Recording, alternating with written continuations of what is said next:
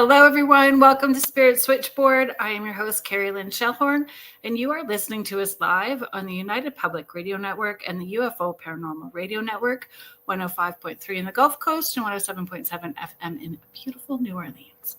If you are interested in checking out all of the shows that UPRN has to offer, please head to uprntalkradio.com. We have new shows happening all of the time. You can find out more about our hosts. Word is that we are getting a new website, a zhuzhed up one. There might be like a merch store and all kinds of exciting things happening there. All of the shows immediately go into our archives as well too. So there's thousands of shows for you to tap into and take advantage of. And there is something for everyone here at UPRN. Hello, James. Thank you for being here. Hi, Mel.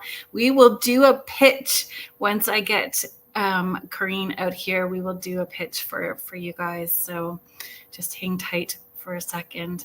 I hope everybody is doing well. Last week we had a replay with Paul Wilde. I hope that you guys enjoyed that. I'm going to talk about it now because once I have Corine out, I know that we are going to go sideways with conversation in all kinds of different directions. Next week, I have a start of a 3-part series, and my mom, my sister, and my niece are going to be participating in this 3-part series. So it's going to be a family affair. My mom is quite nervous, so I hope that you guys come into the chat and make my mom feel welcome. She is coming on next week on the show. So let me just bring this up. It's going to be exciting. I don't know if you guys remember, we had Azria Beckham on, and she talks about alien DNA. And so she's going to be tapping into the alien DNA for the different generations within our family structure. And it's going to be pretty exciting. It's going to be very exciting. I hope. Well, I guess we're going to find out. We will find out next week. Hello, Heidi Gold, Victoria, Ashley Paranormal. Thank you so much for being here. Randy and Sandy, thank you so much for being our BC representatives and hanging out in the chat. Thank you so much for being here. Did I get everyone? So without further ado, please welcome paranormal investigator, psychic medium, Corine Carey. Hello. Let's see if we can get this. There we go. Hello. Hello again. How are you? I'm good, thank you. I was thinking about this all day. I was like, I'm so grateful. I'm so grateful that we met and we connected and there's very few people that we can have on our cell phone where we're like, hey, can we talk about snacks, boys, and paranormal stuff, and maybe not in that order? Absolutely. I know. I remember our first meeting in Thunder Bay, and it was just like, and yes, this is a connection. Yes. Yeah,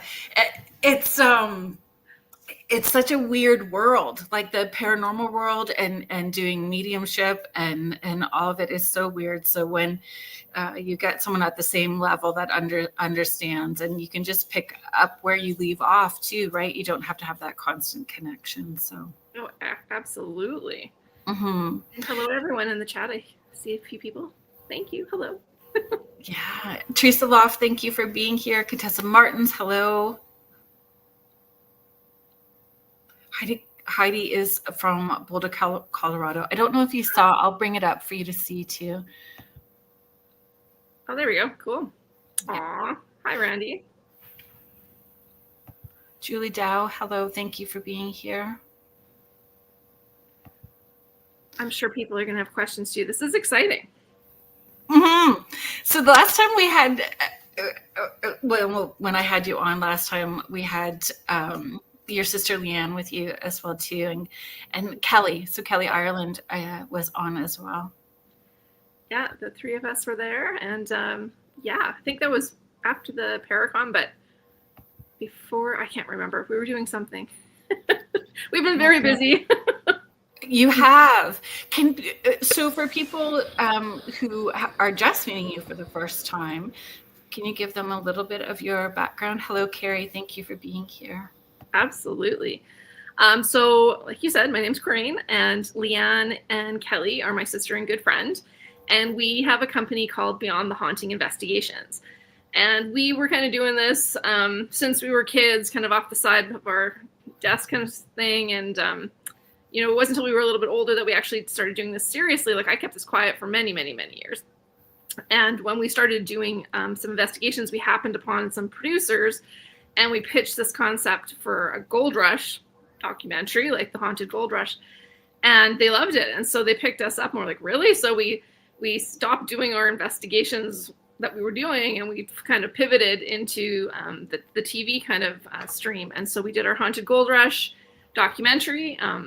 We won an incredible BC Tourism and Innovation or Hospitality Innovation Award for that. Yes. And then we got greenlit for the series History's Most Haunted. So we were on the road for that, and we were on a bit of a hiatus, and then we've just come back, and we have a Halloween special that we filmed in Ireland coming out this October, which we're really excited about.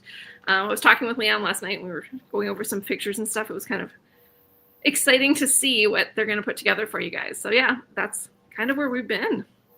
And I mean, your background is psychology, history, high school teacher as well too. So keeping, that there's so much to try to find balance in with mediumship and the difference between mediumship and paranormal investigations and sessions, and then teaching. Yeah.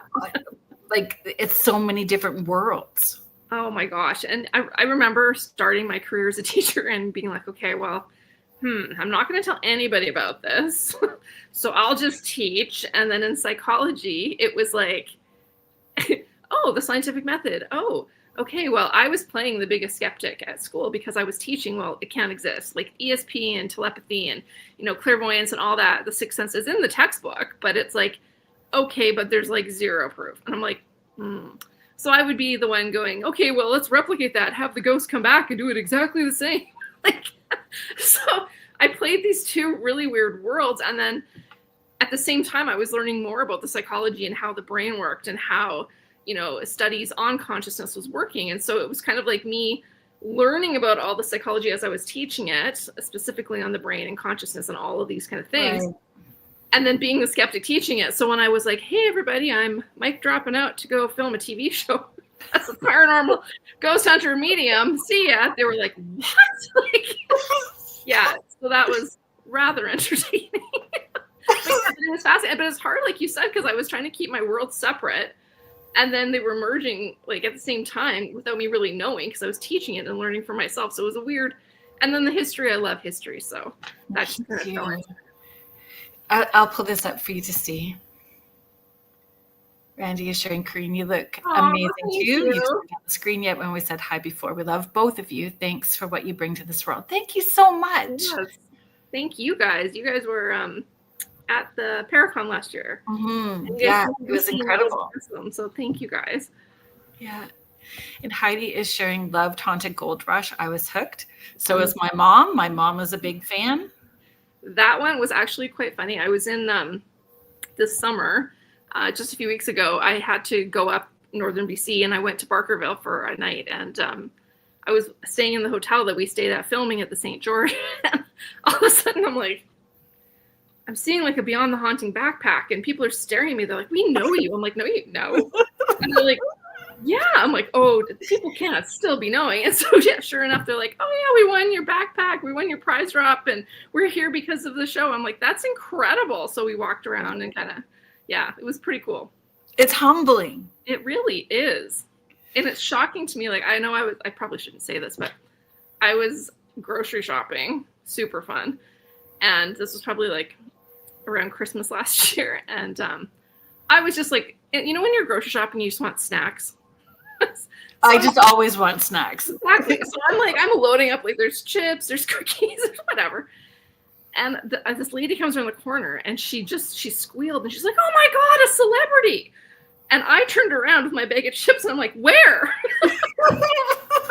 So it is totally humbling and super weird, but you know, I love it and appreciate everyone that watches it. And yeah, the three of us are constantly like, wow, this is like nothing we ever thought. And it's just, we're so appreciative and so grateful for the experiences that we've had and listening to the people who share their stories with us afterwards. Cause that's the most meaningful, like to hear that other people are having similar things. Exactly. Yeah. And what will be interesting, or maybe it's already happened for your high school students who are also intuitive, being able to go, okay. Yeah. It's been interesting. Because I was so not open to it before we did any of the filming of the shows and things.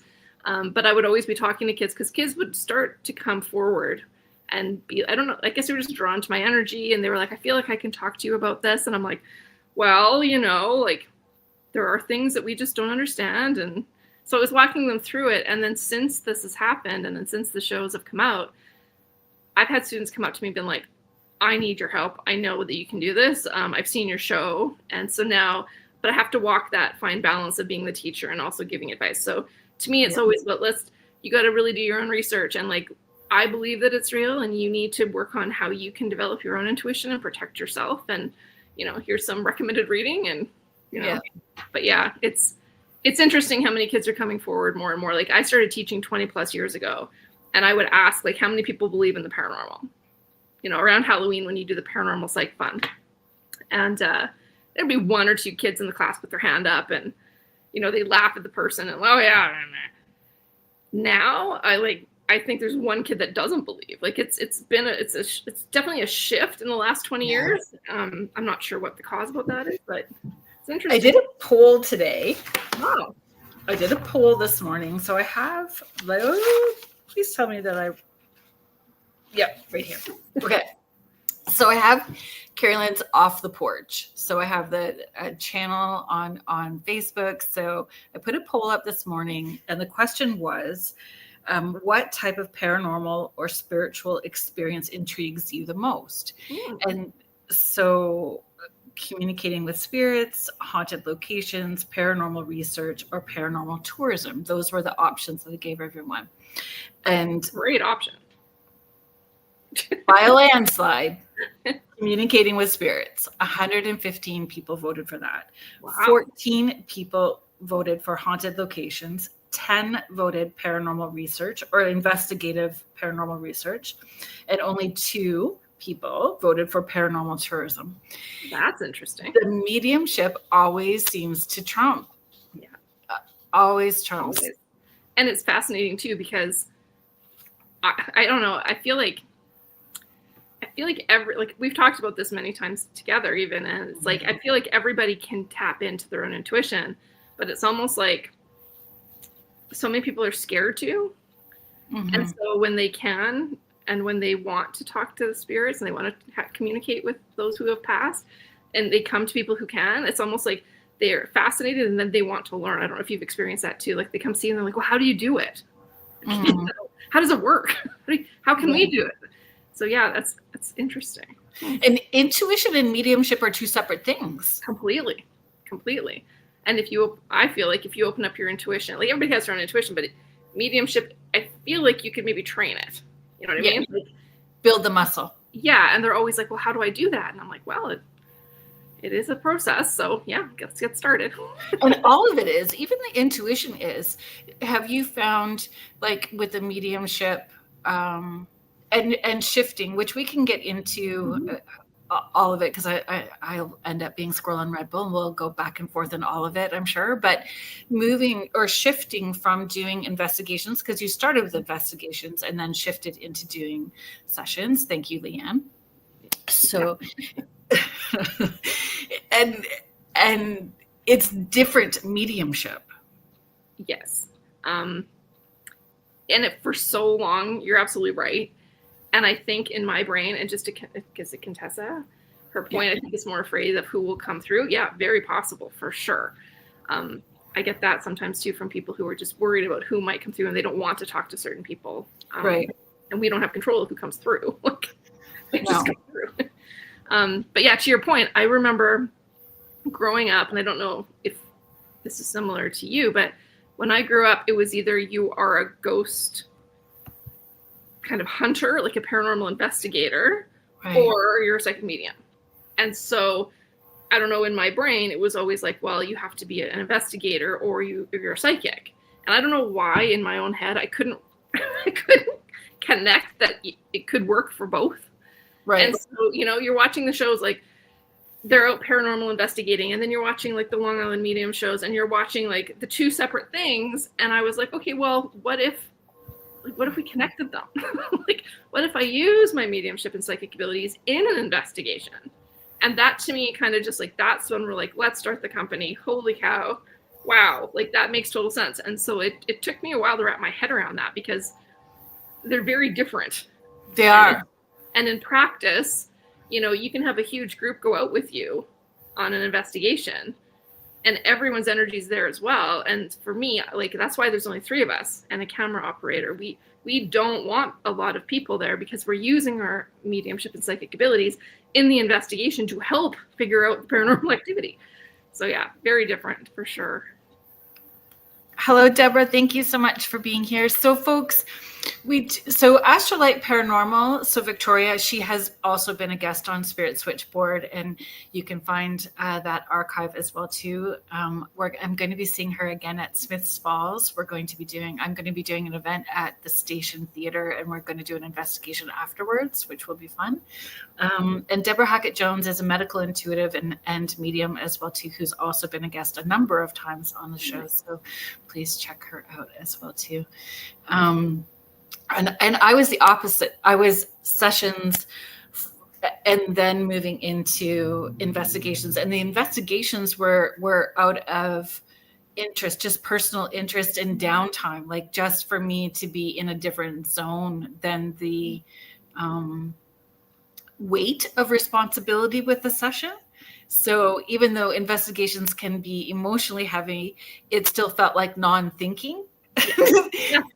Like a little more relaxed, even though it can be intense than the weight of obligation and responsibilities with sessions.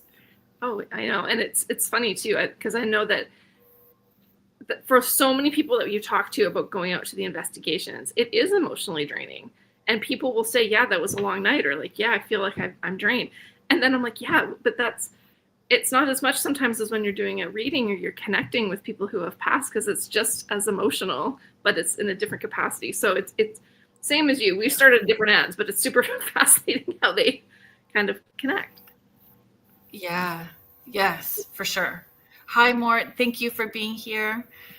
Hi, Deborah. Oh, Deborah, thank you. I love you guys on your show. Thank you. That's awesome.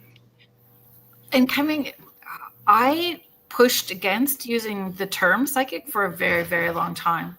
Very long time. Pushed against using the term or that term. And I think I believe on the website it still says like I think it says intuitive and something else. It doesn't even say psychic, I think, on the website, but other places it does. And because I think I got over 50 and I just didn't care. So I think is what happened. But I didn't want to sound like a cult leader. So trying to navigate what the language I wanted to use. Oh my gosh. It's like listening to myself. I was always like, it's not really about the title. Like, I was like, I could come up with anything. I don't know why that for a long time I was hung up on the title for sure and trying to figure out what we were. I was trying to think about and articulate it like years ago. And I was like, well, maybe I'm an intuitive empath. Maybe I'm like a this, maybe I'm and I'm like, I don't know. Like, I'm just me and I'll do me. And then from there, I'm like, all right, I guess I am a psychic medium, like more medium, I believe. But yeah, I don't know. It's hard when you're trying to put a label on what we do. And I actually, okay, give me 1 second. Okay. Brain's in a couple of different directions. Oh, I could go any direction. I get it. Because the label, like, our intention matters, right? Mm-hmm. And our intention, I think, can influence or hurt, harm, help our reputation. Yes. And the name that we use. And so the name that we use clumps us in a category or a group. Yeah. And if that is not at that same level, do we want our toe in there? Exactly. And I struggled with that for so many years. Like, I wouldn't even admit I had abilities, for crying out loud. So it took me a long time. And you're right. And I think every single person obviously has a different path, but like, for us, all three of us on our show and in our team, we are aligned with helping spirit, helping people, and not like to be your true authentic self, right? And if you think of it, like we've said this before, if you go in and you know there's activity in a home, we have to be respectful of the people who are living there, because we're not going to be there at the end of the day, right? Mm-hmm. And we don't want to, like, you know, make things more uncomfortable or whatever. But there's also, if the ghost or a spirit is there, if they were a person once, like, ghosts were people too. So we have to be respectful of that. So, you know, we take that very seriously when we go in, and we don't want to go in and be like, oh, you know, it's this evil entity, have a good night, you know. So like, we really want to get to the bottom of it and help these people and the spirits. And if we can do that, that's where our true north alignment is. Like, that's what we're in this for. And it's complicated. Like, even historical places are complicated because there's history attached to land and the people that have moved through it, other investigators. Like, there's just layers of energy attached to it, and we have an opportunity to tap into sometimes more than one layer of it, but not always. Yeah, and you can go back. I'm sure you've experienced the same thing, where you go back to the same location multiple times and you're getting different information every time you go. So it's like, you know, I thought I had a pretty good grasp on this one location, but we went in a couple times and I'm like, this is like not making sense. And the people that had kind of owned the property were like, well, we know nothing about that. I'm like, well, then I'm not sure. We're going to have to do some research. And sure enough, you find out in some random diary file that the heritage site has that was something. And you're like, oh my gosh, like, that's a whole new layer we didn't even know about. Yeah. So, yeah. I'll just call some hellos here. Jackie White, thank you for being here. Jackie is a brilliant animal communicator. So just like dropping that in there. Hello, Terry, thank you so much for being here. Michelle Wilfong, thank you so much for being here. Hello from the Pacific Northwest, Oregon. Michelle has a TikTok called My Haunted Apartment. So haunted apartment, she posts her videos and stuff on TikTok about her haunted apartment. I will be checking that out. That sounds fun. Right. Well, welcome. Hello, everyone. Thanks for joining us. Yeah. It's hard, like, when we tap in and we get that sliver. I always say it's like a dog with a bone. You know you're on the right track, and when you've delivered the message, it's just done. You don't need to go anywhere. It's not like John Jacob Jingleheimer Schmidt in your head anymore. It's just like, and you know that you're done. And when someone looks at you and goes, yeah, no. Yeah. You're like, but I know I'm on the right track because I just got it. So it needs to play out at some point. Exactly. You know, go ahead. Sorry. Oh, no. Please go ahead. I was going to say, you know, it's true. Like, when you're doing, like, for me, I was doing this reading just a few months ago, and I remember that it was just so intense and so fast. It was just like, wow, like, what is happening? And I'm getting all these messages, and then it's just kind of like, and it's done. Yeah. And I was like, okay. And then I was like, that just really wrapped up quite perfect with a little bow. Where others have been like, they linger with you, but in an investigation, it's like, it doesn't quite end the same. Do you find that? Yeah. Like, it's not such a perfect da-da-da-da. It's, well, there's this and this, but I'm not sure what this is. We got to do some more research and maybe come back. Like, yeah. Does that make sense?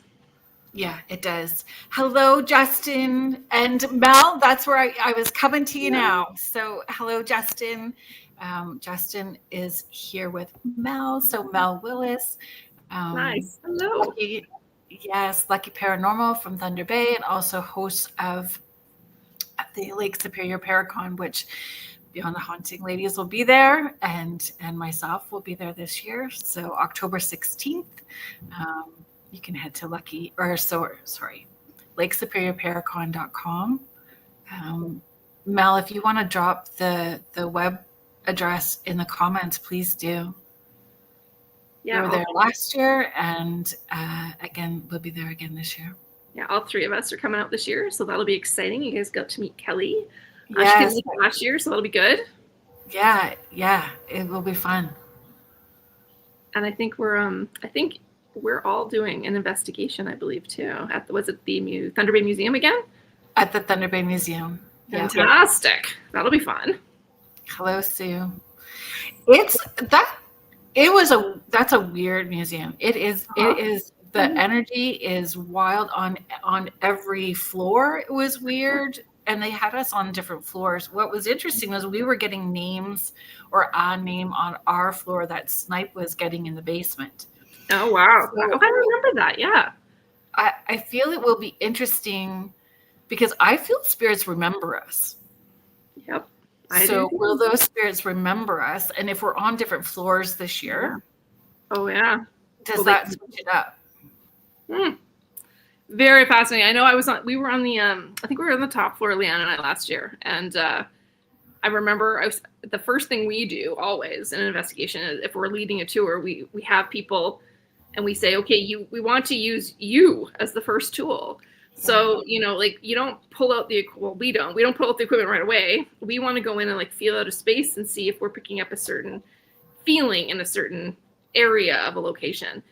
And that's where we tend to start. If all three of us are picking up something in one area, we kind of start there and see where we can go. So I remember I was explaining this, and we sent people out to, go find the areas that they felt that something might be. And it was fascinating because every single group, all 4 groups, went to the exact same area to start the investigation. And I was that's on point. That's where the 3 of us would have started too. So I was very excited to see people actually trying to tune in and connect with that and find a spot. So we'll see how it goes this year.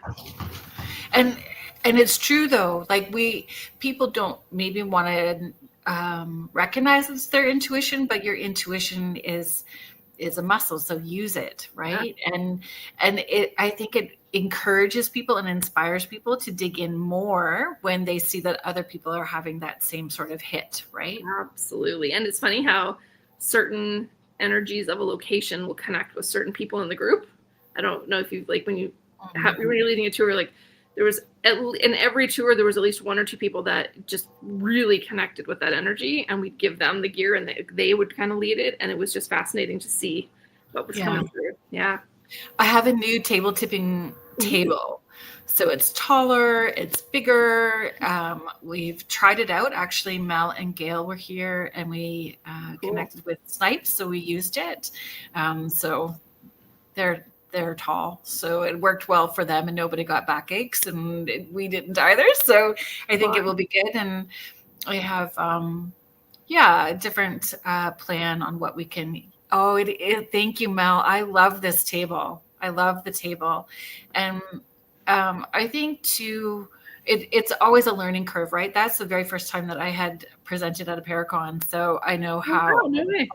Yeah, so I know how I will approach it a little bit different this year as well. But I know Leanne and I were we were hearing people come up from your floor, and they're she's table tipping. We're can we run down? We have to leave this. We should do that at the hotel. Totally, we should. Yeah, just us. We're in. Let's dip in the ball. We did, Justin. We had the table, and I think that having Mel made a big difference in the room as well too, helping getting it going. So I was very appreciative of the support. It was very well run, and I was very grateful for the support and the people that came. It was great, and it will be even more fun this year, right? Seeing everybody, and it will be bigger. So yeah, we're very excited to come back. It was awesome. Mm-hmm. And Justin, oh my goodness, I cannot. Jason Kenzie is going to be. Yeah, Jason Kenzie will be. There's all kinds of. It's a fabulous lineup of people that are going to be there. But I am quite excited about the Bigfoot stuff. Oh my gosh, the Bigfoot stuff. It's funny because me, Leanne, and Kelly are totally into like all things paranormal, but you only see like the ghost medium connecting investigation on the show. And oh my gosh, the Bigfoot. Yes. Currently right now, I'm in like the middle of BC, in the middle of Sasquatch territory. And, you're hearing stories all the time. We've had experiences with this stuff. We've had experiences with UFOs. Leanne has been working with, is it Chris Rutowski? Yes. Canadian government like UFO report for that, like I think it was this year, earlier this year.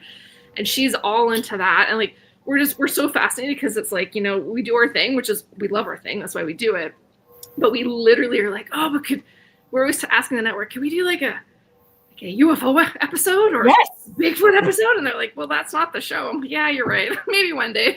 But it's still part and parcel of it. Chris is going to be at the Paracon again this year as well cool. too, and he was there last year. So that's exciting. But once you start with ghosts, it moves, and it's all part and parcel. Like it just, you can't separate any of it. No. It's what I think. There's a question in here. I think it was Justin. What's your favorite cryptid and why?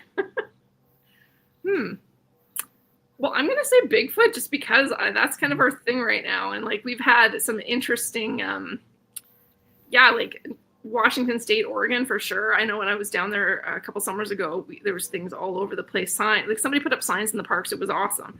But we've had experiences where we've actually had like footprints that have, I think I shared those photos with you. Yeah, you did. They actually like burnt the lawn. Like it was like they walked across this property across the lawn and destroyed, like burnt the ground, and it was there for like 6 to 8 weeks, which is very unusual.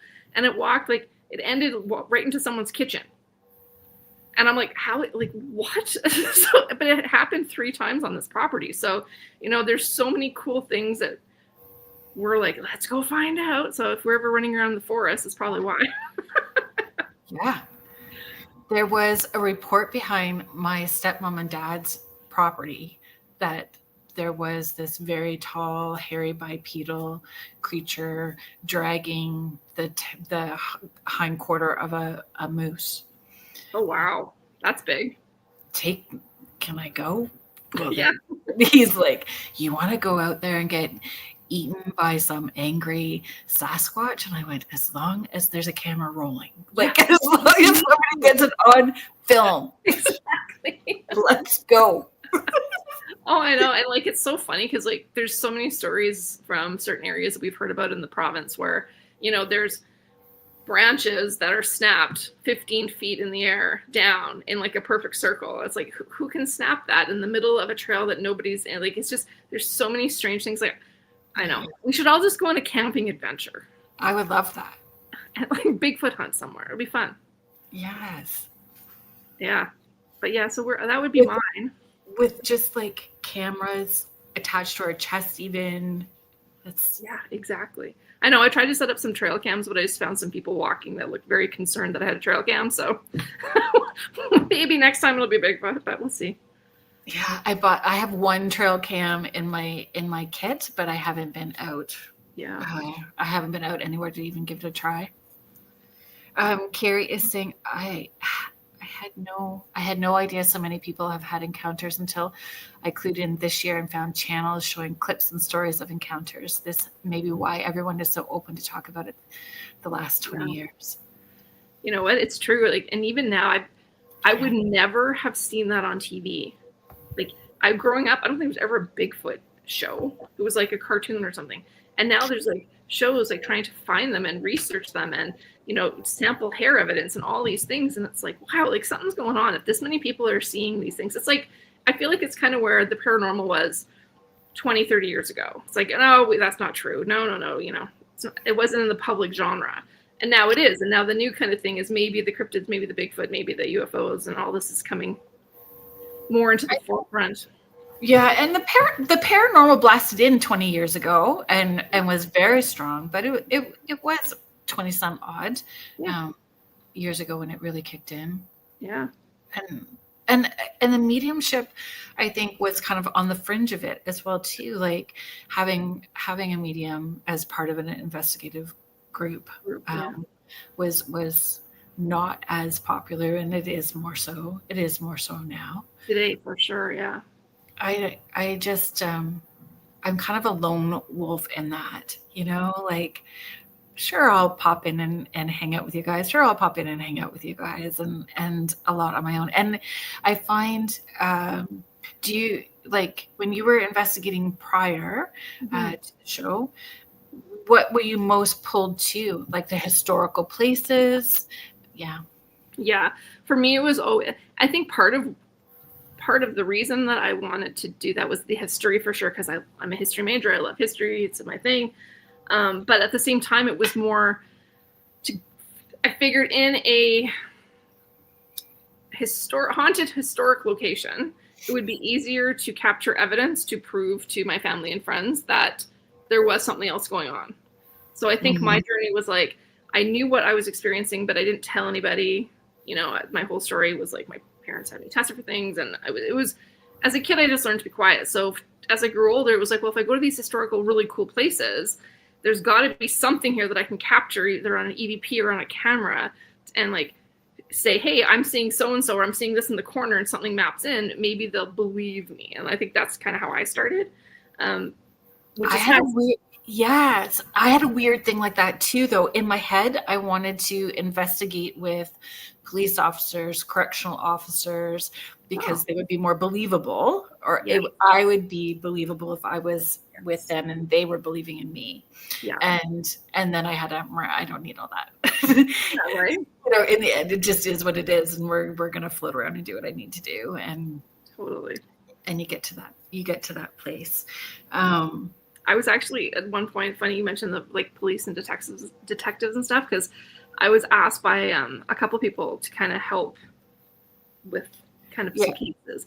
And in my head, after I kind of helped them with what I could, which turned out to be crazily pretty accurate. And I was like, what if they arrest me?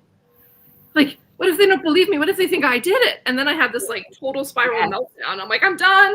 No. Yes. Yeah. Oh, yes. Oh, yeah. It was wild. So as a single mom, right? Then it was when this happened for me about 17 years ago, it was like, I don't want those bad people to know that I can know their stuff. There's that too. So there was that. I don't want them. And then depending on what it was, it's a hit and miss when I tap in to do those things. And I really have to be in an emotionally okay space, because the stuff that we see and feel, I don't know, maybe you can share how you're receiving that information. It sticks with you for a long time, what you're seeing. And you don't just like, okay, so done and walk away from those things. So I really am careful how much I get involved in. Not that I don't want to, but I feel, we do know where our niche is, and for some people that's very much what they are meant to do. Absolutely. Yeah, for me that's not what I'm supposed to be doing. But yeah, you're right. And I feel like when I've only done it kind of early on in my trying to figure out who I'm trying to, like, who I was kind of being this kind of, before we had the show, before we formed the company, I was kind of just like word of mouth helping a couple of people that kind of had connections in cases with the police. And and it was weird because I would, like, what you would see, like, you're right, you get into this emotional state, and for me, I see everything kind of like in my left peripheral. Like I've always said, it's kind of like an old school movie reel that just flashes images while I'm trying to interpret what I'm seeing, hearing what I'm hearing, and then like experiencing everything else in the room around me. And the images are hard. Like sometimes they're very hard to see, and you have to be very cognizant of how you relay that to someone, and how they're going to receive it, or you can't just be completely blunt, because these are horrific crimes, some of them. And I'm like, oh my gosh, like, how do you tell someone this is what you're seeing? So I struggled with that part of it. But then, it's the end game is to help and to bring someone to justice and to solve something. And so, I did it, but it was, like you said, it stayed with you. And then you felt that. and you just like, what else could I have done? What else could I have done? And I just don't like hanging on to that energy for that long. Exactly. I know a few of the cases that I've been involved in. It wasn't just I'm going to tap in and I'm going to sit for 3 hours and write out everything that I'm getting. It was like a period of days over a week, 2 weeks of continuous like pulling back little slivers. And then when you sit with it, we're only allowed to know so much too. Like there's that aspect of it.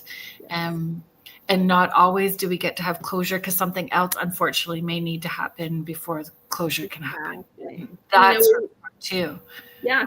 And like sometimes it can be like, the one that I remember vividly was like, it went on for months. And so I was like, should I hang on to this to keep a connection in case they call me back? Like it was a lot. I completely understand. Yeah. And not wanting my name attached to it either. Exactly. Here you go. And this is what I got. Bye-bye. Exactly. Mm-hmm. But also I'm hoping I'm helping you. Yeah. It's such a weird place. Carrie, I'm going to bring this up. Carrie, I now figured out what I saw when I was 10 on our farm. It was a rake skinwalker, broad daylight. Oh my gosh. Wow. And embedded in your memory forever. Like that's not ever going to go away, seeing that. Nope. Jen Blue, thank you so much for being here. Jen, Paranormal State was the first one I watched, I think. Mm-hmm. Yeah, I know. That was like one of the early ones. I remember that too, because that was where Katrina Weidman, I think, got her start. Yeah. So I think that's one of her, yeah. Chip Coffey was on that as well too. Yes, right. Mm-hmm. Frequently. Tanya Martins, thank you so much for being here. Yeah. Do you find, is there a location that you like going back to? Yeah, there's a few. Yeah, I think there's always been, there's been a draw to a couple places where we grew up. And like there's a couple museums where we grew up that I've always kind of been like, I think I've been there like 6 times. And it's like an old train station museum. And I don't know what it is. There's just something about it. Like I know that I found out that it had been moved a couple times through this, like, you know how the original location, it wasn't there. They've packed it up and moved it a few places. And, you know, I've done some I've taken kids there on school field trips, and, you know, just I've been picking things up then. And then, you know, we worked on a school video because they had this cool exhibit that they wanted to incorporate. So I would go with the kids, and then I'd get all my like, ooh, let's come back later. And so we bring the team back later. And yeah, right. So that one, I don't know. It was neat to go back to. It's almost like, you know, when it's like your first investigations where it was so memorable, impactful. You just want to go back and make that connection and remember when you first had those experiences. And it's layered, because then it becomes like the methodology kind of kicks in, right? And how can we understand more, learn more when you keep going back to that same location. And exactly. Mel is brilliant. So Mel helped out with my place that I really love going back to, and I take people twice a year to this location and have been there frequently. And I kept picking up information that the volunteers were like, no, don't know what you're talking about. But Mel actually did the research, and she found the information that backed up what I was receiving intuitively. And that's where you still have to go, you know, and leave it. I got it. So we're dropping it here and going to move on. And Mel was able to find validation for that. So I was really grateful that she was able to do that. But like you bring up a good point. Like that's one of the big things that I think is really important for any investigator is, and any medium, if you're going into an investigation, I think it's a really, really, really important to not know a lot of the history about a place if you can, because we want our validation too. So like, don't tell us anything before. Let's just go in and see what happens. But then at the end, researching what we get, because we know what we're seeing. Yeah, like we know what we're getting. Like that's not in question. It's, well, how is it connected? And so I think that follow-up piece in doing the research is so important so that we find out really what's going on there and who it is and how can we help them. Yeah. And that's a big part is in asking, is there a piece of your story that hasn't been told yet? And do you want that piece told? Yeah, exactly. Sorry. Go ahead. So I was going to say, yeah, because in every location, like the museum that we went back to many, many times, it's been around for, over 100 and some odd years. And how many people used to live in the place and how many people have come through on the trains and how many people, like, it could be the imprinting of so many people that you can't just go in and be like, well, it's Fred again. There's going to be other energies because this is how energy works. So it's always fascinating to find out who comes through, what comes through. Sometimes nothing comes through. Like there are nights we've gone down there and it's been so quiet. We just sit around and laugh and joke that they're all asleep or they've all taken the last train out of town. So, So let's talk about that too then. Yeah. Because last night on Beneath the Hollow Moon, Laura Lee and I did a paranormal roast. We both have had a pretty intense week, so it's like, let's do a paranormal roast tonight. Fun. And it was fun. It was super fun. But there's always like, so we played this little clip. I don't remember who was the creator of it, but the different types of paranormal investigators. So the one who thinks everything is a ghost and everything is haunted, one who's like super serious, one who's like inwardly very scared, but we're going to pretend like we're very brave. Like there's the snack person. Yeah. Oh, I found this in my pocket. Yeah. Oh yeah. I plan the snacks first, right? So the tummy growler. So there's the tummy growler as well too, right? So explain to people. So there was a couple of questions about this that I wanted to get to. What would be surprising for people to know about an investigation that they don't see? So from the television ones, so what they've seen on television, a surprising fact that you could share that people not recognize or know. There's a lot. So it's so hard to capture the entire investigation in 45 minutes because you have to tell the whole story of like everything and all the witnesses and everybody. So when we go, like, we're never there for like, it makes it look like we're investigating for like 3 minutes. We're there for quite a long time and we do thoroughly investigate all the locations. We bring out tons of equipment. We have sometimes we bring our big command center and we have the whole thing wired and like, you don't see that. Like I think a couple episodes, I think in Montreal, you might've seen us pull that out, but like we have it, we do that.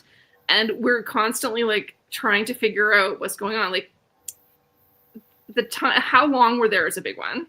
And then there are times we're there and it'll happen like, we'll walk in and we're like, well, we're not really getting anything. And we're like, uh-oh. And then, 10 minutes later, it's like, oh, and then it's just rapid fire and you'll have like 20 minutes of solid activity and then it goes quiet for the rest of the night.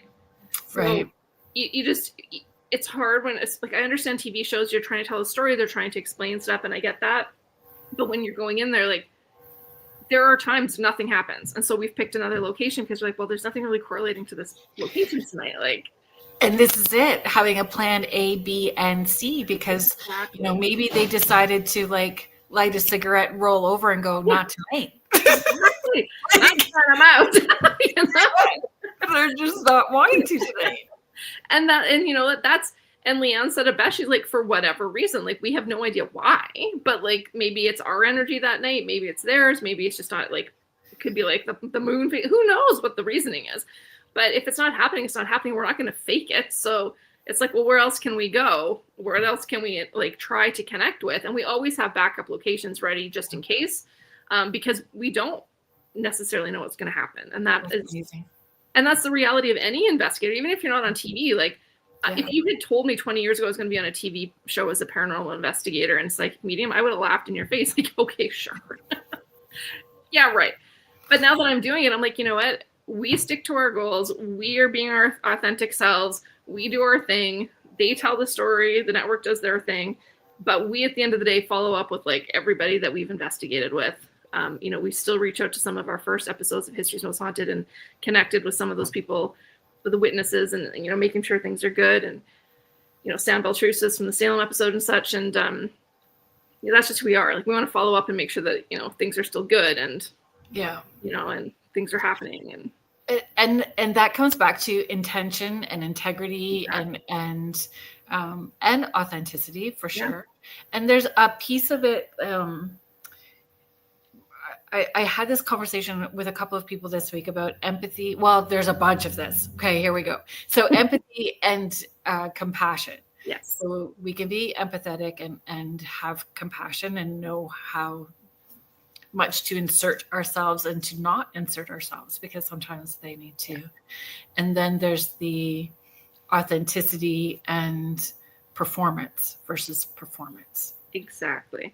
And I think for us, like the three of us, because we've done this way before a TV show, like we grew up doing this kind of stuff. So if one of us is like, nope, we're out for whatever reason, if it's not cool, the energy's not connecting, there's a bad vibe, it's just whatever the case might be. If someone's like, we're done, we're all out. Like, no questions asked, we go. And, you know, there's a few times where I'm like, I'm not going in there. Sorry. For whatever reason, I don't feel like they don't want us there. I don't want to aggravate. This is not who we are. Like, this energy is so strong, they do not want us entering, and I'm going to respect that. So we're going to stay out here. And, you know, they're like, okay, so they're like, done. And we just do, and we make it work. But that's so brilliant, though. And because there's family, and Kelly is family. She's chosen family, right? And you guys are all family. There's safety in allowing yourself to be vulnerable when you are opening up to tap in intuitively. Oh, for sure. And like one prime example of that was, you know, when we started investigating more professionally, I would say, like later in our adult years, you know, we all have our own abilities. And so the way that I was getting my messages, I've always tended, I don't know about you, but they always joke with me, like, they have these, she's got these signs you always know when she's starting to like connect. I'm like, really?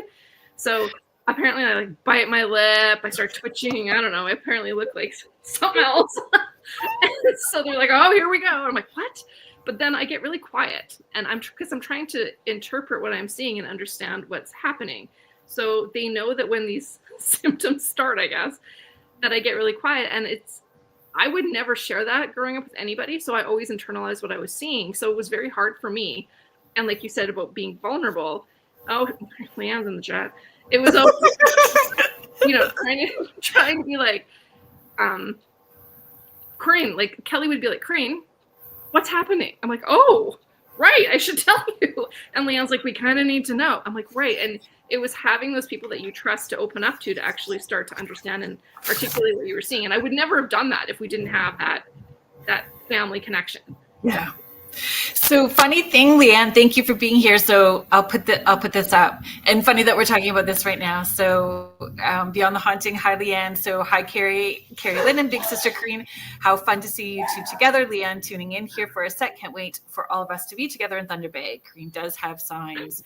It's so funny because my kids know them, my sister and the people that have watched me for a long time know them. And when I said I had jotted down notes because I need to for my squirrel brain, even though we're friends and I knew that the conversation was going to flow, but one of the things that I wrote was your tell. Yeah. Tell. Because I have a tell too. I bring my shoulder up and it's like, okay, yeah, okay, here we go. Here. Yeah. That's awesome. And there's more like when it's like wearing that person's spirit skin for me. So, I just start to feel things, but if I start rubbing my face, you know that I got facial hair. If I'm rubbing my nose, I got a smoker. Like, it's just like there's specific things. Well, apparently, I'm sure Leanne had to point out that she's saying hi to her big sister. Yes. Mm-hmm. Anyways, I do bite my lip. Oh, people are noticing. Interesting. I do bite my lip. Like, it starts. Like, I don't notice it until I see myself. I have a scar there. Yeah, you too. Interesting. Yeah. I'm like, why is it so sore? Because I used to have to shove it down and not talk about it as well too. So it's on in the same side as you. Interesting. Yeah, I bite my lip and apparently I get kind of like twitchy.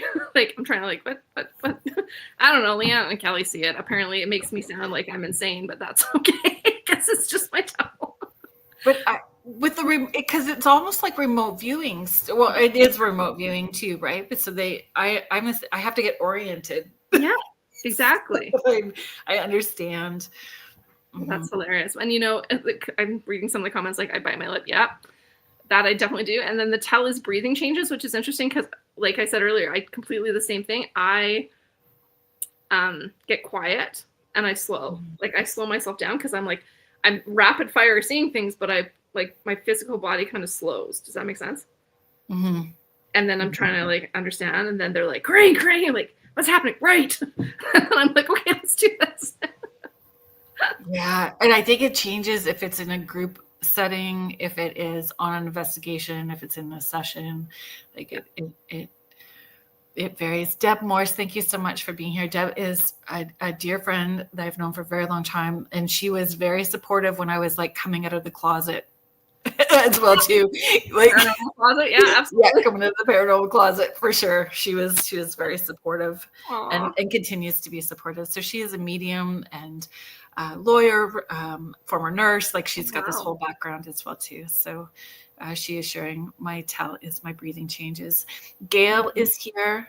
So the other half to Lucky Paranormal and our hosts for the Paracon. I don't know why that's not coming up for us. There we go. Nice. Hi, Gail. Thank you for being here. Yes, Jen, and you've been with me on investigations. I always have snacks packed for everybody. It's the mother part in me. Everybody got a snack. Everybody doing okay? I think to be honest, I think I forget the food a lot of times. We're always just like, where's the coffee? It's like, hit me. We need our caffeine. It makes my tummy feel gross. Oh, really? Yeah. At night, I find that I just need a lot of water. So if I keep drinking the water, then it does what it needs. Afterwards, once it's done, I come home and have a lot of water. But during the time, I'm like, I just need to stay awake and focus. Let's do this. So do you find though, like not all locations do you have to be there super late at night in order for the stuff to happen, right? No, yeah, and I feel like I don't know. I think because I love coffee. I drink so much of it. The students will tell you that. But I think for myself, and I think for Leanne for sure, we just drink coffee. And so when we go into a place, it also is my energy gets drained. I'm sure yours does too. And when you're investigating and you're using your mediumship, you get drained. And so I think just coffee is just my go-to to wake me up. So I think I've just become used to having like, well, let's go. I'm going to have a coffee if we're going in. So I don't know. That's my thing. I think so. Okay. Contessa Martins, thank you so much for the reminder. James, thank you for the reminder. I appreciate both of you for reminding me. So we're just going to stop for a quick second and do the station IDs. Thank you so much. If you guys are just joining us, thank you for listening. You are listening to Spirit Switchboard. I'm your host, Kerrilynn and Corine, and you are listening to us live on the United Public Radio Network and the UFO Paranormal Radio Network, 105.3 in the Gulf Coast and 107.7 FM in beautiful New Orleans. If you are liking what you are listening and what Spirit Switchboard has to offer, please consider liking, subscribing, and sharing with your friends. I would greatly appreciate that. I'm going to do a quick shout out to Michelle DeRoche, our network manager, who helps support us all so very much. We're very grateful to her, and to our fabulous owner, Joe Montaldo. So we are grateful to him as well too for providing this platform for all of us. Deb Morse, you are definitely my mutual support sister. Thank you. Justin is saying, should we bring the popcorn machine to the museum investigation? So I asked spirits that, and I know that is it Kimberly from Duluth, the ghost tours, Duluth ghost tour, she does the same thing too. She'll ask them like, what's their favorite pie or what's their favorite ice cream? Right. Or did you have a favorite dessert? Like, so come together over food, right? Mm-hmm. I know. It's like, you got to think about the questions that we're asking too during the investigations. Like how many investigators, especially in a popular group or a popular location rather, like how many teams have gone in and probably asked very similar, if not the exact same questions. So yeah, spicing it up with some fun ones. That's always. Yeah, I always ask too if they have a pet in spirit, what do we look like to them? Oh, that's good too. Like just trying to, and you're right, thinking of different questions, because the ADHD kicks in and I don't want to do the same thing all the time. So right. I'm sure they don't either. I saw, Mish, there we go. I just wanted to bring this up. So Mish is tuning in from Australia. Oh, wow. Thank you. Yeah, thank you. Oh my gosh, Mel, that's pretty funny. Mel is sharing we were at a pub and asked what kind of wings they wanted. That's genius. Oh, that's good. Yeah. I started doing so I do Dining with the Dead. I've done them for a very long time, but there's this new location I started doing the events out of. This is the one that I want you to come and check out. I think you guys, Leanne and Kelly, would love just everything in that whole little stretch, because the history is crazy, and it's a limestone building, so and it's right near the water, so it's got all of the hits, right, to make it intense. But I bring all the paranormal, everything I've got, all the paranormal equipment. I let everybody play, so they play for a while. We've had spirits shutting the light off. It's cool. Like at this location while we're doing things. Oh my gosh, now I forget where I was going. I'm so sorry. About asking what kind of wings they wanted. Oh yeah, so asking them about like, are they happy with us doing, and do they want that interaction? And I think that other spirits that come with us stay, because I've repeated, certain questions, and that's where I was going. I wrote out like 2.5 pages of questions that are just random. Like, do they believe in aliens? Are they able to connect with aliens? Like, all these like super random, but I leave them on the tables because everybody's an armchair investigator when they're watching the TV. Why would they ask that question? How come they're not asking this question? Because they're seeing from their own belief system and perspectives, right? Absolutely. Or they get nervous. Some people get nervous about asking the questions and get very quiet. So I wrote out like 2.5 like random pages of questions to leave on the table for people. That's smart. Oh yeah, I need to come to fun places like that and spice up some questioning. I think that'll be fun. Mm-hmm. Oh, Justin is saying I asked a child spirit for their fave dinosaur once. Aw. Oh, thank you, Sue. I love Dining with the Dead too. Deb is sharing, asking them these kinds of questions shows respect and love, not mere exploitation for the show, a genuine curiosity and respect. And it comes back to our intention and being like, when we talk about intention, it's how we see our role. And I've always saw my role as being of service. Yeah, for sure. And I think we for sure are doing this to help, for sure. And I feel like we recently did our Ireland special, and it'll be out on TNE this fall, this October. And we were fortunate enough to be able to stay at this hotel that was just as old as the place we were investigating for the show. So I was like, this is amazing. And by the end of the time that we were there filming the show at night, we'd come back, or whenever we'd end filming during the day, we'd come back to this hotel, and the hotel itself had so many layers of history and so many things. And we were going around with staff, like the staff wanted to come with us. We were doing like after hours investigations. And it was like, there were people there, like spirits there that had been, killed. And there were spirits there that had like stories to tell. And there was like playful spirits that were like, they were smashing the floor beside us and setting off, like people were like, was that you? Like, what the hell was that? And I'm like, there's no way. And it was just, but it was fun questions. Like, are you still here? Like, what, are you jumping on the bed? And then all of a sudden, bam, bam, we're like, holy cow. So yeah, I think when you ask the different questions, it gets a little bit more fun for them to respond. I don't know if that's the thing. I don't know, but yeah. Engaging. That's the word. Yeah. Yeah. It's engaging. Gail has a great question. Thoughts on crossing over spirits during an investigation? That would be the goal. But we try, and I don't think we claim that we're like perfect at doing that, but we try to help them move on to wherever that might be. But if they want it. If they want it, exactly. Because sometimes, they don't. And for whatever reason, they're still there and there's something left or there's something still not resolved or whatever they're there for. Yeah, I think the goal would be to help if they wanted it. But I don't know how we would guarantee that happened. Like maybe like we've had times where there's been places we know that spirits have crossed because like you can feel the energy shift. The last kind of communication we got that was validated also on like the Ovilus with us was cleansed, crossed. Like when you get those kind of things, we're like, wow, like we felt it and then that just was put forward. Like that's pretty compelling, like. And the thing is, even if they're crossed, they can still come back if they choose to engage. Exactly. So those are the moments where like, holy cow, like that was powerful. Yeah. Where other times we're like, you can go, like, you don't have to stay here. And then it gets quiet. We're like, well, did they leave or did they go upstairs? So I'm not sure right now where they are, but yeah. So in that moment, we're like, well, they left. We're not sure if they're gone forever, but I don't.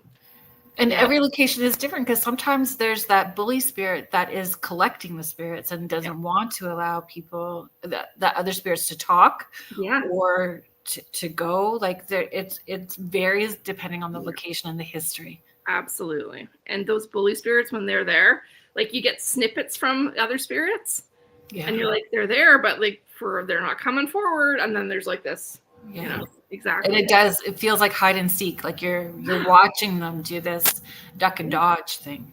And you're just like, why are you not playing? Like, where are you? Exactly. Do you feel that there's a time where it's not appropriate to share information that's discovered or that comes up? Yeah, we've had that.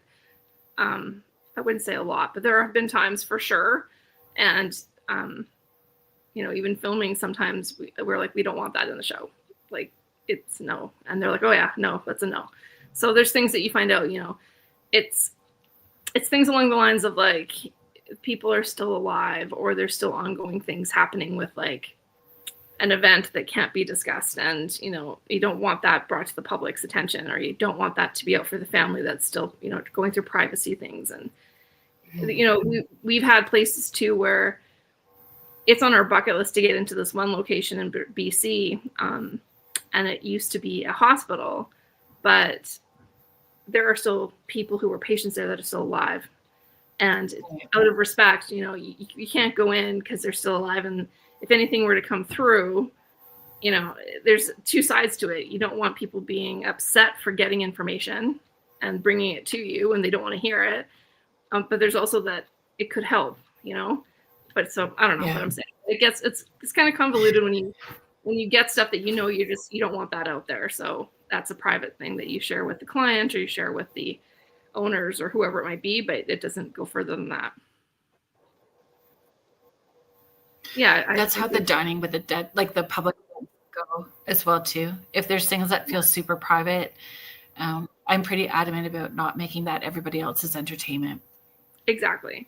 And I've done readings in the past too, where there's a couple group readings, and it was, there's some stuff that came through that was pretty serious and like personal, and I'm like, this isn't the time to be sharing this with a random group of people, so I'm gonna not. And I'm like, let's talk later or privately, but not right now. Like it's almost like you have to do your due diligence. Like you can't be sharing people's like family secrets because somebody told you from the other side, But there's no rule book of ethics. Everyone has to follow their own moral compass, and not everyone does that. Not everyone does that, unfortunately. No. And I think sorry. Oh no, I'm just reading that. Yeah, you know what? That's a good point. Medium spirit confidentiality. I've never heard it put that way, but yeah, there are things that, and I think you guys probably have all experienced it too. Like if anyone is connecting with the other side, there are things that are very sometimes hurtful, traumatic. Like there's things that are shown to us that I'm like, how do we even approach this? And so you have to be very, very empathetic and very. I am anyway. I'm very I'm cautious of what I say in that moment because I know how emotionally upsetting it can be. Yeah. Misha's asking, can you find out how long ago they passed? Like, are some ghosts 1,000 years old? Interesting question. I've been asked this before.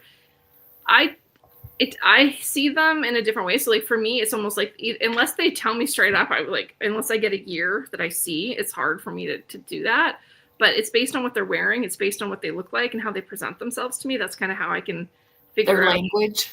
Yeah, the language, like everything about them at that point is kind of like I can kind of take a guess as to when they were around, if that makes sense. Mm-hmm. But it's funny too. Like we've gone, like Leanne and I were fortunate enough to go to Egypt back in 2010, and we were walking through the Valley of the Queens, and I remember clear as day. It was hot. Like it was hot. I was as red as a cherry tomato. It was terrible.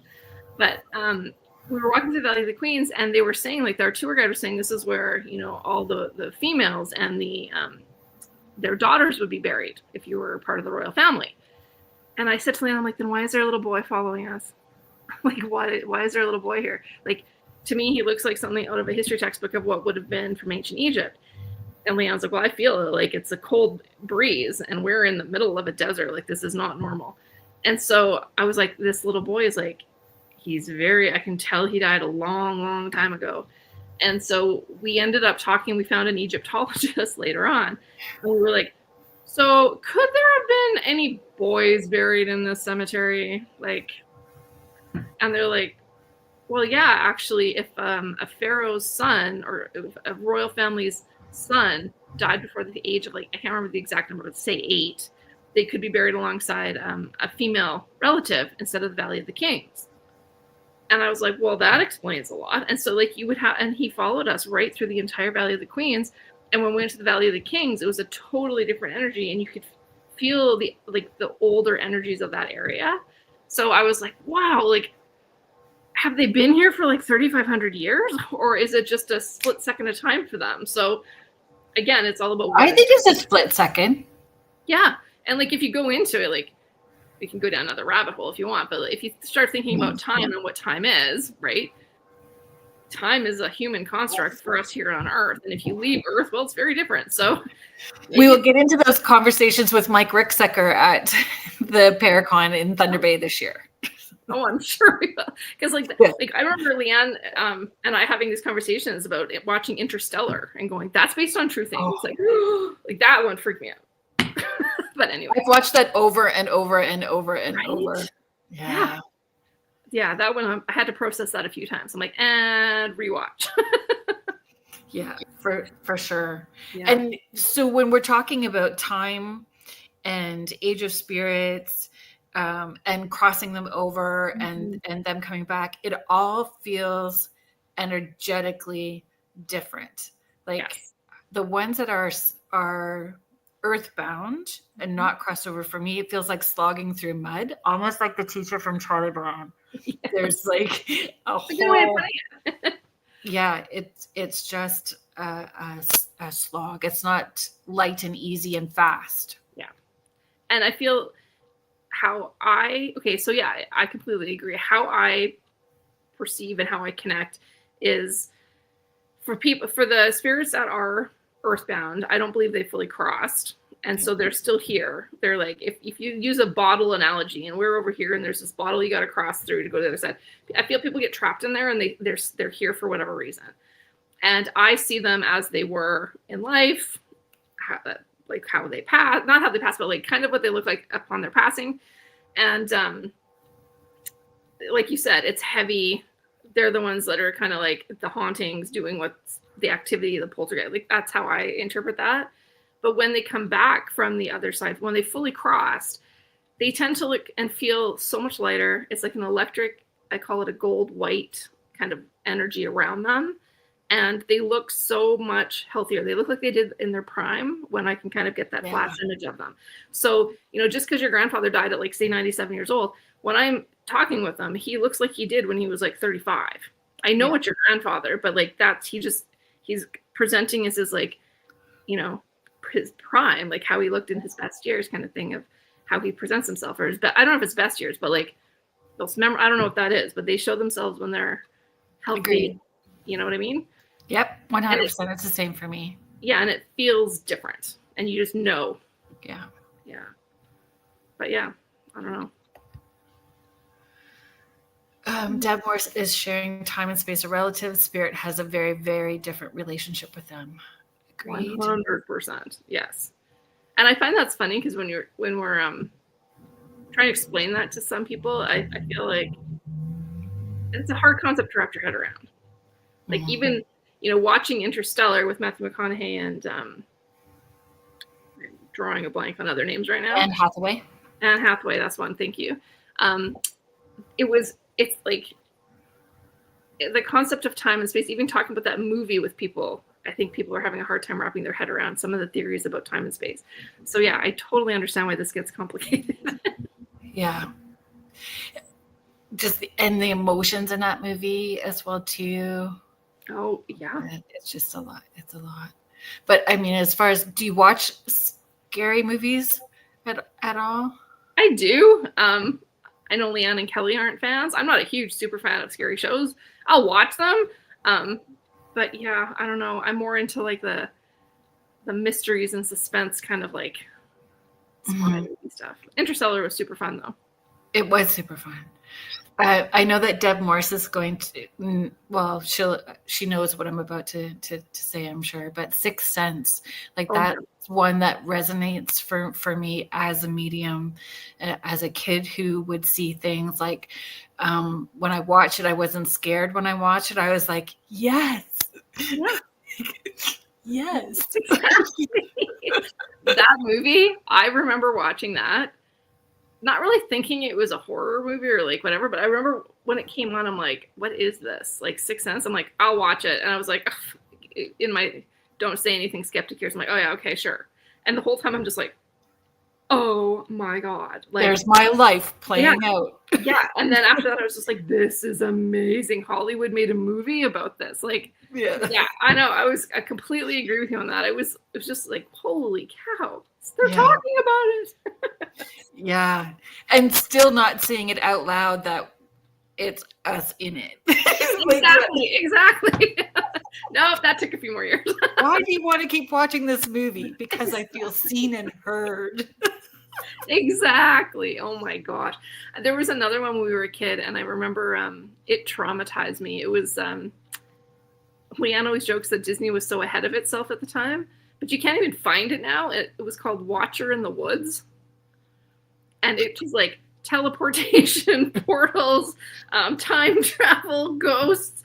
Like, it was just like, I was terrified as a kid. I think I blocked a lot of that because Leanne was trying to remind me and she made me watch it last year. But yeah, it was so scary as a kid. Holy cow. I have not watched that. I read a lot of Stephen King. Yeah. And we didn't get a lot of we didn't have cable back then either. We had 3 channels because we lived in the middle of nowhere up north. That's Mel's favorite movie. That's crazy. Nice. So, okay. Deb is sharing. So Deb understands. She says, best movie on child clairvoyance ever made. I even lived in Philly when I was Cole's age. Oh my God, it was me. Mm-hmm. I agree, Deb. The same thing for me too, but The Shining did scare me. Sorry. Let's see if I can pull it back up. There we go. The Shining, more the book than the film. Agreed. Also very good Claire film. Agreed. Yeah. And when I've had my sister on the show a number of times. My sister does not want to take ownership of her intuitive abilities, doesn't want it, she's like, if she's seeing something, she's like, go see Kerrilynn. She's like, she's like not wanting it kind of thing. But she loves telling everybody the stories about, because I am almost 8 years older than her. And we had all kinds of stuff that we would see going on, same as you guys, right? Like things right from cryptids as well too, like weird stuff from the time we were little. So she always slept with me, even if we had twin beds, or the bunk bed, she would climb in with me all the time. So we just ended up getting a queen size bed. So she was always sleeping with me, and I would read her Stephen King stories so that she would fall asleep as fast as possible. So she's like, this is why I'm ruined. Like, you read me Pet Cemetery when I was 5. Yeah, that one freaked me out. Yeah, I remember being young reading that one too. Those ones were, yeah, there's some good ones though. But it all of that stuff, it just felt, even though it was scary, there was a piece of it that resonated. Yes, and that's exactly what I would read too. And yeah, I remember like even anything to do with anything. I remember finding Anne Rice and like Interview with the Vampire, like vampires, like ooh, and then like the real, like then you have to go back and read Bram Stoker because you're like, well, what's the original vampire? So yeah, totally get it. There was something everywhere that you're like, well, what if this? What if this? What is this? Like, yeah. And it's trying to find your community. Yes. Like it was okay to be the weird one because apparently there's going to be other weird people somewhere that are doing this too, right? Yeah. Well, someone wrote the book, so someone out there has something. I was so appreciative of Anne Rice. Right? Yeah. Yeah. No, those are good books. So do people ask you about spiritual books? People ask me about spiritual books or intuitive books. Yep. Which to be transparent, I don't read a lot of. Okay, fair enough. I do read some. So here's my thing with that. Now I'm going to be like all defensive and justifying, but it's if when you are tapping in and doing that work all the time, you're getting that information real time. Yes. So there's some books that I'm very drawn to, like the Heal Your Body A through Z, like things that I may not know, that I can tap soul contracts to understand a little bit more. So there's those things. And then there's the ones that I know are very well written when I'm helping people with children who are intuitive. Yeah. Intuitive Spark by Sonia Choquette is one of them. Mm-hmm. Like, so there's that. But yeah, if you had a go-to book, so not necessarily that it's spiritual, recommendation for people? Well, I think it would depend on your kind of like level of where you are with all this. I know that when I was a teenager, one of the books that kind of got me going into like, wow, this could be real, was James Van Praagh's, I cannot think of the name of it right now. I will find it for you. But James Van Praagh, and it was a short little read, and it was like, it's going to bother me, but his book, reading it, was like, wow, this is how I've kind of grown up and seen things. And he's talking about it openly and kind of giving you advice on how to tap in, which I was like, there's advice on this? Like, what? My mom had Sylvia Browne books. Yeah, so we had Sylvia Browne books, but James Van Praagh and John Edwards. I remember seeing John Edwards on TV and going, whoa, there's a guy on TV that talks to the dead. I'm sorry, stop talking. And I'm like focused, right?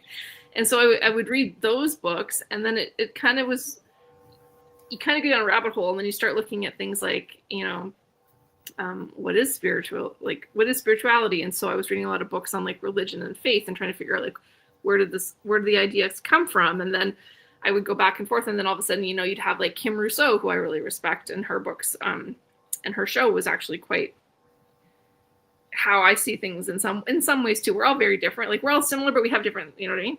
Yeah. And then, there's Long Island Medium, and I've watched her, and that really was like, well, maybe you should just be a medium. And then I'm like, no, but the Ghost Hunter shows come on. And that, so right now, I think the latest one I was reading was, I'm really bad with names. The Spirit Talker, the guy coming to Thunder Bay with us. What is his name? Sean Leonard. Sean Leonard, thank you. And I just finished his book, which was really, really good to read.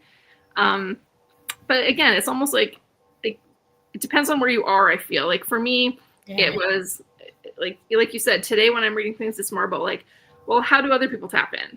Or how do other people try this? Or like, what's a new way to try something like this? Or how do I focus on myself and like detach from this energy? So I'm always looking for something new, but James Van Praagh was really the one that kind of still resonates with me to this day, because it was the first one where I was like, wow, this is something. Yeah. I'm trying to think of his name. I don't remember the name of it, but I know the book that you're talking about, because I think that I read it as well too. And then there's other books like, Heaven is for Real, and those kids and the people that have had near-death experiences that, they've been dead for all medical purposes. Yeah. And they've come back, and what they've experienced, having their near-death experience, that was a big fascination for me too, with consciousness. And like that neurosurgeon who wrote the book about, she was kayaking and was trapped for half an hour. And when she came back, she knew some of the things that were going to happen to her son and her family, and she was prepared for it. Like, there's got to be something there too. So it depends on where you are and what your interests are. There's so many. Like, if anybody had some, I'm sure I could put some together. Like, that might be an idea we do. Mish has a book that a lot of people were drawn to, is the Celestine Prophecy. So yes, not necessarily ghost related, but yeah. probably. And Somewhere in Time, a lot of people like that too, Mish. Somewhere in Time, Made in Heaven. And I think it's what your intention is and what you're needing. And it comes back to trusting yourself and your intuition. You're going to be pulled to the right book for the information that you're needing if you're information seeking. Yeah, and there's all those books like, was it Eric von Daniken? Was it Chariot of the Gods and all that? If you're into like UFOs and like ancient UFO theory and ancient alien kind of things, like, there's so many different angles of books that you can go in. Like, you go in there now. Like, when I was growing up, you'd go to like a bookstore and there was like nothing. And now there's a whole section on like New Age, spiritualism. Like, it's like, wow, mediumship. I'm like, this is incredible. Deb, I agree. Recall Flatliners. Yes, I do. Julia Roberts, I think, was in that. That was one I stayed up with friends watching because I was like, wow. All of the plot. Yes. Oh, it was good. Yeah, I think with near-death experiences, I think that was kind of it's been a big thing for me to kind of, I haven't researched it per se, but like reading about it and trying to understand that part of our brain and how, like, where in the brain does this all connect? You know what I mean? That's been something I've been working through for a while, like trying to figure it out. I don't think that we get to know. I know. I'm just so fascinated by how the brain would work and how, how can you be physically dead but come back, and other people have had no oxygen for like 5 minutes and they're brain dead, but others can be gone for half an hour and come back with vivid memories of the other side. Like, it's fascinating to me. It is fascinating, but I don't spend a lot of time deep diving into it. Like, I enjoy hearing people's stories though. Yeah. Like, and the stories around it. I'm very fascinated about stories. Their stories. For sure. And I think for me, it was also because I've been teaching psychology for 25 years. So I was always getting the updated information. I'm like, ooh, that's exciting. I'd be reading through the little parts, right? Yeah. So my daughter, when she was she's done her first year of her oh my goodness, her PhD. Oh wow. Like her first year. But taking a mental health break, right? A whole lot of schooling all at one time. So she needed a little bit of a break. But she used to say all the time, Mom, like in those classes, they talk really bad about people like you. And I'm like, that's okay. Yeah. It's okay. I said, it must be hard for you to navigate because she's the same. And she said, it is. It's hard to see it from a left brain perspective in what they have to offer. But I think that's changing too. It is. And I feel in my life, I was so scared of being judged for so long with sharing this ability that, there's still a part of me that goes, oh, I shouldn't say anything. But now I'm like, yeah, whatever. And I usually just say whatever I have to say. That's fine. But I've had nothing but support overall. And I find that very, very overwhelming because I did not expect that. So when people find out, what I do now and, what we have going on, it's more curiosity as opposed to just trash talking. Like the people that are they're not going to get it. They're not going to get it. And that's their belief. Yeah. I'm not there to change their mind. I've never been there to prove to them anything. I think I've just had to kind of wrap my head around that concept a little bit more as I got older because I thought maybe I had to prove myself. Now it's like, I don't really have to. So that's fine. I still sometimes feel that way. Do you? Well, that's good to hear because there's times I'm just like, oh, I shouldn't do that. But no, sometimes I still feel like I find, when you start getting something really, like you're hitting all the right things and then you get peppered with the questions because they want you to go more. So there's that expectation. Exactly. So you can feel, I'm not sure if this is just that they're excited or if I'm needing to prove myself or. there's that weirdness, and I find as soon as this happens, I hold my breath and it just goes whoop. But yeah, I'm having to tell people to stop, just stop. Yeah. And I think it's funny too, and I don't get upset, I don't get mad about this, but there's people that will be like and it just, I'm like, okay, I'll have to walk you through how some of this works. They're like, wow, so are there dead people standing behind me right now? Oh yeah. No, that's not really how it works. Or can you just tap in right now and get this? Well, no, I'm driving. Like, what are you doing? So my family must have been really bothering you today because there's lots going on. Yeah. And I'm like, wow, okay. Yeah. So it's funny. It's like, and I don't get upset. I just go, wow, like there's a lot of things we can help to like teach or educate. I guess, how this kind of works for all of us, because it's so different for everybody, but that's not how it's ever lined up for me. Like, I've never claimed to be a psychic on demand where it's like, and check, here we go. Like, it's like, you got to spend some time and feel the energy and work with what's with you and who's with you and where you are, like. Yeah. I think for it, it's a hit and miss. Sometimes it's okay, I'm ready to go. But yeah, it's. But it can also impact, it depends on how I'm feeling too. Like, days where I'm just like, there is no way I'm doing anything today. Like, I'm sorry. Not wanting to be the entertainment monkey. Yeah. And other days I'm like, let's roll with this. Let's see where it goes. So yeah, it's an interesting world. It is. And then Contessa's sharing, I love the Celestine Prophecy book. It changed a lot for me. That's amazing. And I feel we all get drawn to what we're needing at the time, right? 100%. Because, it's funny. I know that I've gone to the bookstore a couple times to look for something, and I'm like, nah, nothing's connecting with me. And like, I'll go back a week later and there's this new book. I'm like, that's what I wanted. And it's just like right there, front and center. So yeah, it's where it's supposed to be when you need it. Always. And I think too, yeah. There's some people that have all the books, but they don't read them. So then they have what you're needing as soon as you say, kind of what you're looking for, but they have the book. There's a bookstore in Guelph. It was called Sunrise Bookstore. And I believe, well, it's no longer open. But I know that at a couple of points in time, the firefighters had to go in and go, hey, we need to clean some up, because it was stacks from floor to ceiling, and then in front of the shelving, stacks. Oh my God. We go in and ask him, like, I went in and asked him once for Spider Robinson books. Not many people know who Spider Robinson is, but he knew exactly the aisle, the pile, the direction. Wow. Mm-hmm. And he could send you, here's where Spider Robinson is in here. And it was just fabulous. So like, all of my kids are ferocious readers as well too, but the spiritual stuff, it's a hit and miss. I read a lot of the spiritual stuff for work, like, and I see the podcast as work, right? So I'm reading it to understand the guest and to be able to ask appropriate questions, and hopefully ask questions that are not regurgitating, the same stuff. I know what.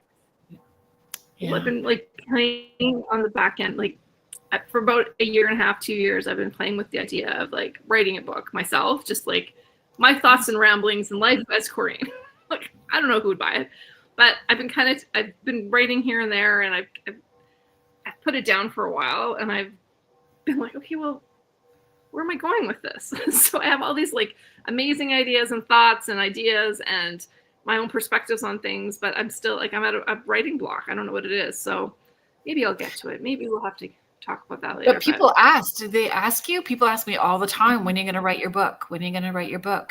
And it's, I want it to be a legacy too. Like, it needs to be able to be helping people and teaching, not just there needs to be a purpose for it. Exactly. Yeah. And I think the purpose too is, like, for me, if I were to finish it up here, it would be to give people things to consider and things to work through as they're doing their own development and their own intuition growth. That might answer one of the things I wrote down. I had wrote down, when people look back at your paranormal career, or maybe even just what if it's your life, because there's different aspects. As a teacher, I'm sure that you've had people come back and go, you impacted me so much. Mm-hmm. Right? So even as in our paranormal career or as a mediumship, so what impact do you hope they say that you've made? Great question. I think bottom line is that I helped them through something, and I helped them through something in a meaningful way that was impactful. And, and I feel like in teaching, I will give 110% when I'm teaching to my students, because I want them to have the passion for history, to have the passion for learning. It's difficult, but you do your best. And I think with mediumship, it's the same thing. Like, I will give 110% when I'm with someone trying to do a reading, because it's their family, it's their personal life that you're impacting. And so I think if I can do that in a purposeful and meaningful way for them, that will leave a lasting legacy to them, that will help them in their journey of grief or moving forward, or being able to just process what happened. I think that would be what I would hope would be, I guess, what they would say. Yeah. It's beautiful. Oh, thanks. But it's true. Like, I'm not in this for whatever the fame or whatever. Like, we're not in this. This is what we do. This is who we've been our whole lives. So the fact that someone was saying, hey, do you want to go to these cool places and film it? I was like, sure. But that's not, we have careers, we have stuff going on. This is our lives, and it's hopefully touching people's lives and making a meaningful, important, I don't know what I'm saying, but change for them. Yeah, that's right. It touches people. It touches people more than you know. And that's what I hear a lot. I hear that a lot. Yeah. And I get uncomfortable hearing it too. Me too. That's why I'm all kind of weird. I know. Yeah, I get uncomfortable with it too. And I'm not sure why. Because we're just doing what we can do and what we feel is the right thing to do, and in the way, that we're hoping feels true to us. So, but I'm grateful. I'm very grateful to be able to be of service that way. And I love how you say to be of service, because I think when I first heard you say that, and when I first saw you in action doing your thing, I was like, wow, like you said some lines, and I was like, that is something. I'm like, mental note, I have to say that. Like, no, this is what I'm doing. Like, she's got it dialed in. That's how I wanted to say that. So yeah, I want to thank you for that too, because it did kind of open my eyes up to a few things. I was like, oh, I wasn't trying to approach that, but I was like, yep, Kerrilynn's got it. Yeah, thank you. And and it is, we all work so differently, but it is, what is our intention and why is it that we're doing it?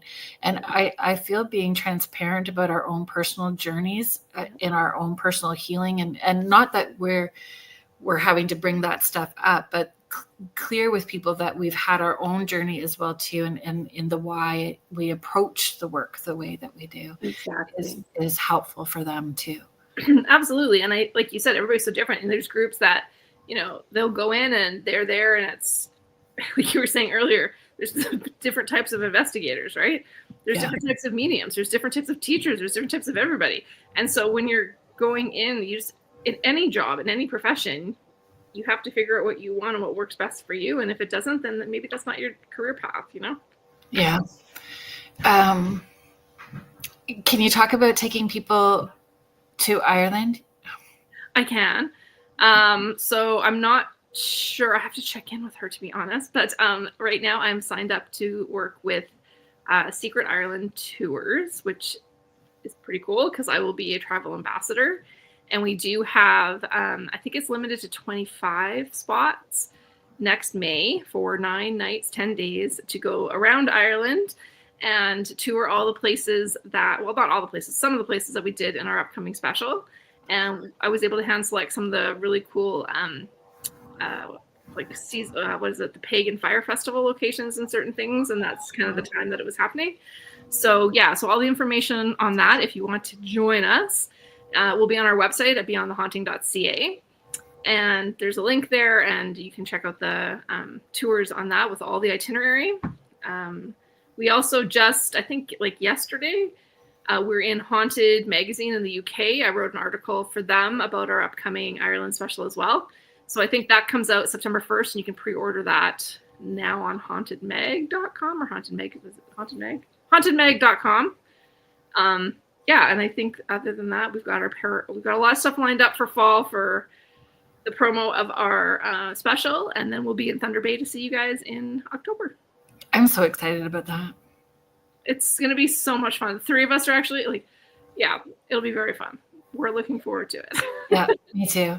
And we're at a different location too the first night, which is and outside, which is going to be fun as well too. Yeah. Bonfires will be great. And having it over 2 days, I think is very exciting. Yeah. Yeah. And having that time to actually it'll be great. I think there's a lot more happening. There's a lot more stuff, 2Ds, lots of new stuff, lots of new locations. I think it's going to be awesome. Yeah, agreed. And opportunities for us to engage during the 2 days with that little bit of breather as well too. Absolutely. It's just brilliant. I'm very grateful, Gail and Mount, for all the hard work that you guys are doing to provide that opportunity for us as presenters and for the attendees that are coming. It's a big undertaking. So yes, thank you. It's huge. I couldn't imagine. Stressful. Right. It'd be stressful. I'm just gonna put this up there. Before I forget, because I will. Oh, we still have a little bit of time, folks. But thank you so much, Mish, for being here. I appreciate you popping in and saying hello. We're excited. All these people. When you are done so I just had another quote. Sorry, squirrel. No, totally. When you're done doing your intuition, whether it is doing an individual session or group, and do you want to put some boundaries on that? Because people are going to listen to this, or they're going to be watching and then be reaching out like crazy. So why don't we establish some healthy boundaries right now about where you're at with that? Right now, I have been a little overwhelmed with the amount of people reaching out. So I will take your name for a wait list. So I am doing that right now, and I will reorganize things hopefully by the end of September, early October. I'll figure that list out. Right. I'm not doing group readings right now. It's just individual on Zoom because I'm not going to be able to go very far right now. And so email us. You can contact me. I respond directly to contact@beyondthehaunting.com or .ca. Oh my God, I should know that. Contact@beyondthehaunting.com, I'm pretty sure is what it is. And it's on our website, and you can email me and I will reach out and see what my availability is. But right now, I'm not doing anything probably till at least October. Just wanted to establish that really quickly. You're welcome. I'm super busy, and I've got a lot going on the next couple of weeks. So yes. Because there's also another business for you. Like you've got lots of different hats that you wear, and there's a couple different businesses, and there's a lot of stuff going on. So thank you for that. But you're welcome. I just wanted to ask really quickly. So we have about 9 minutes. Okay. About grounding, clearing, protecting when you go in. Do you do any of those things? How do you do it? Just giving some advice to anybody who may be intuitive and starting off in that investigation journey. Yeah, definitely. I think when anybody goes to investigate, you have to go and set your own intentions. And when you set your intentions for that evening, we always say, put your bubbles up. And that to us is grounding us. So visualize, it's like energetic, right? So you want to visualize a protective white energy bubble around you when you go in. And we always, always, always, at the end of an investigation, we make it very clear. We set our intentions and we say, no one is allowed to come with us. You are not allowed to follow us. You stay here. You are not allowed to attach to us. Yeah. And that is how we generally do our grounding for the evening. Everybody, it's very personal what other people do. I know some people have, they wear certain crystals, or they wear certain bracelets, or they wear certain, they have their little totems or whatever they bring with them. And that's absolutely fine if that's going to keep them safe and grounded. For us, I know I can't speak to Leanne and Kelly personally because we all have different things we do all the time, but the bubbles up is the big one that we all do, and then setting our intentions. For me, I also, at the end of an evening, I don't know what it is. It's not even an evening. If I'm investigating anywhere, yeah, I almost at the end of the day have to come home and have a shower and drink lots of water. It's like I have to release whatever that was. Yeah. So that's my thing. Yeah. I'm the same. Even at the Dining with the Deads, or you would have watched me when I had a cloth and I would rinse my hands off in between. Like there is something about rinsing that energy off. And I find if I come home and I'm just so knackered, especially if I get home really, really late and I don't have that shower right away, the next day I feel like I've got a psychic hangover. Yeah, it's weird, right? Mm-hmm. Completely. Yeah. So it's always been that was my thing. And I'm just going to ask you randomly. So, I've done a bit of Reiki energy work, and I'm not saying I'm a master at all, but I've done a little bit of work with it. And when I've gone into investigations, it's almost the same thing. Like when I'm in an investigation that's getting really intense, my hands get so hot, which is very unusual because I'm usually freezing. Like freezing. Like when I'm doing an investigation and I'm connecting, I'm always freezing. Like if you ask anybody, I'm like, it's embarrassing. But there are times it gets so hot, I feel like I have to wash my hands just like yourself, because it's like the energy is so strong, you have to rinse it away. Like I don't know what that is. I don't know. I say that dead folks are like sticky little children. Oh, okay. It just feels like sticky little 5-year-olds, like it just, that energy, I think they're not that they're globbing on, but they're trying to get your attention. It's up in your space and we're feeling, and there's all of that. So that rinsing and washing your hands, I get it. Like that it clears, and I'm ready for the next person in spirit to come through, or it helps me. And maybe it's habit now. I don't know if it's placebo, but whatever it is, it works and it helps. So I just keep running with it. Yeah, because 99% of the time I'm freezing. Like my hands are numb. But when that happens, I'm like, what is happening? My hands are heating up. And I'm like, it's overwhelming. It's like, what is that? So I have to rinse. So yeah. Wash my hands. It's like a thing. Yeah, agreed. But having that shower at the end and clearing it is very important after an event. I bring a tuning fork sometimes too. If I'm bringing a group out, I'll have a tuning fork that, because you don't know if people have environmental sensitivities or sensitivities to smells or any of that kind of stuff. So that's a good idea. We want to be forked. Let's fork. Let's go for it. Yeah. And it's helpful. That's helpful too, I think, those sort of things. Sure. Thank you so much for being here. No worries. Thank you for having me. I know it was last minute and I appreciate it. Oh, good. I appreciate it a lot. Thank you, everybody in the chat. Thank you so much for being here. Thank you to everybody that is listening and hanging out, and all the support that I have. Thank you to Michelle Jaroche. Thank you to Joe Taldo. Thank you to the United Public Radio Network and the UFO Paranormal Radio Network, 105.3 in the Gulf Coast, 107.7 FM in New Orleans. Next week, folks, Azria Beckham is coming on. We're going to be talking about alien DNA and generational. So my mom is actually going to be here next week, folks. So I would love it if you could pop on and help her feel comfortable, because she's already talking about it every day about how nervous she is. So please join us next week and help my mom feel welcomed and comfortable. So thank you so much, everybody. You guys have a good weekend, and we'll see you here next week. Thanks, guys. Bye. See ya.